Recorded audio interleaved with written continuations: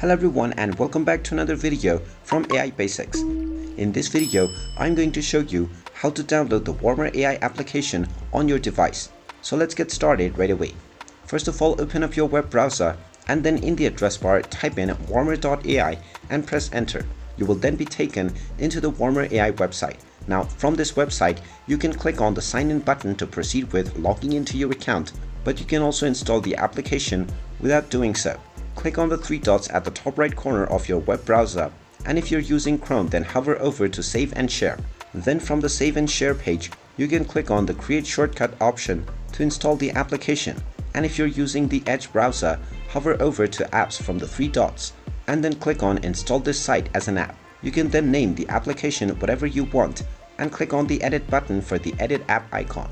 After making your change, click on the Install button, and now this will open up Warmer AI in its own application window.